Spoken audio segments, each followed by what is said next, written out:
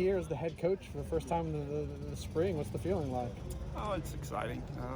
It's another day, another chance to get better. That's what we stressed from the beginning in the fall. Is we got to learn and grow together, and take every single day is an opportunity to get where we want to get, and that's much improved. What did you learn from the fall that you think you can use to make spring ball a little bit better?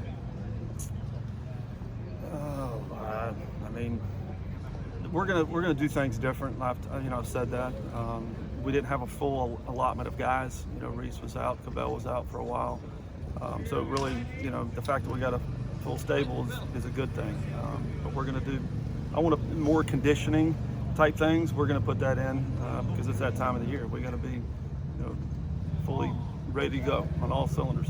What's it like having a healthy Reese back and just seeing him have confidence in that arm again? Yeah, it's very comforting because you know what you're going to get, and he plays hard. He leads by example. He's not a vocal guy, but the fact that him being around and swinging the bat, it makes your lineup look a lot better.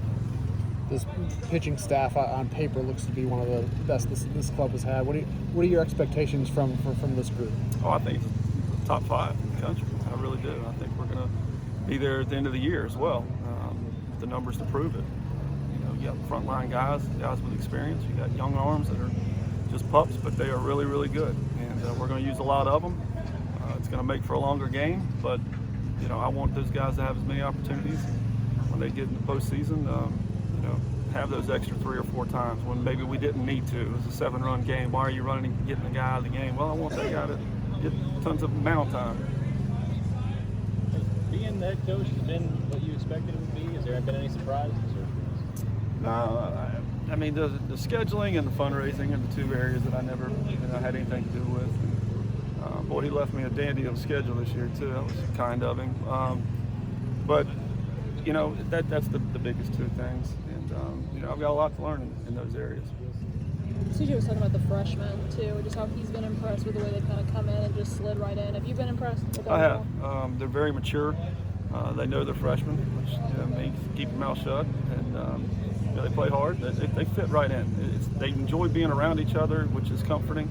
Our coaching staff has meshed well, so it makes for an upbeat, atmosphere in practice and anything that we do. Is the practice schedule tweaked a little bit, or much different compared to what you guys are doing? No, it's pretty much the same format. I'd like to scrimmage more, in which we are scrimmaging more, because I think it's important. And the drill work and stuff like that, that's all the same. The times are basically the same, all that. But we take time from the mental training, mental conditioning as well, so it adds a little bit. When would you be able to get to that point where you feel like you could scrimmage? How long into preseason will you start to do that? Well, we're going 5 innings today. The guys that we're building up to be starters, which there's 6 of them, they're already at 30 pitches. They'll throw 30 today and get the 3 days off, and then build them up by increments of 10. I'm ready for opening day. He's just saying how going up against your pitchers has been challenging for them. But I think when you see your pitchers succeed against your lineup, you think in the future it's going to be nice when they're throwing against other guys. You can still be encouraged by that. You think it's good encouraging for them too? Yeah, well, it's good for them. It's not encouraging. There's some guys with some deflated egos as hitters because they are going against extremely difficult guys. And we haven't been very impressive offensively. Is that because of who we're going against, or are we not very good? That's what stinks about playing yourself. Somebody's going to be mad. You talked about wanting to be more athletic on the bases and things like that. Is that something that could happen in year 1, or is that going to be a time? Your clientele dictates that. We're not going to run into stupid outs. We're not built that way this year to be a super athletic. 21, 22, and 23 class, they're coming. And I do want to play that brand of baseball, but right now I don't see us doing much of it this year. Speaking of those classes, how's the trail been going for you? It's good. It's going really good. Had a camp, which we ended up offering them 7, I think. Got 5. The 20 class has been difficult because it's again done so early, but we're going to go and find junior college guys all over the country to come in for next year because we're going to lose a lot off this year's group. Guys have been talking about the energy in the practices since you've taken over. Was that more concerted effort to kind of pick up the pace? Yeah, it was. You know, because I don't like to condition after practice. If you've still got energy and practice is over, then you haven't, you know, done what's expected of you. So, and I want to play that way. I want guys on and off the field. I want them to, you know that they're in better shape than the other team. How important was it to keep Chip involved in the program and the continuity there? Yeah, everything. I think Colonel knows everybody and all the ins and outs of what you know is expected around here, and you know he's held my hand through an awful lot already.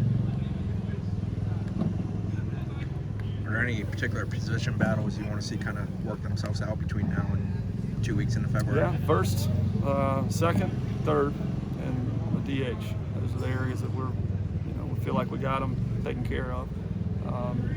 You know, with good situational type deals. We're gonna use a lot of guys offensively as well. I feel like it's probably our best bets to platoon guys and put them in positions to succeed. So, but nothing's set with any of the positions. You're pretty confident you know what your bullpen structure will be entering the season? No, really not. We've got some guys that have really come on that you're going, man, he kind of profiles as a late inning guy, but he's also a horse too that could withstand, you know, 100 pitches. So with those 6, it may change. We talked about that today. We're going to, as we get into this thing, we may ramp somebody else up. His name's Dylan Simmons, in case you're curious. What a story that is too. Amazing. Came in at the break, beat cancer. Came in at the break. He's a special young man. He is a horse, not 245, something 240. Look over there, the biggest one by far. He's 18 years old, but it's a neat, amazing story. Everybody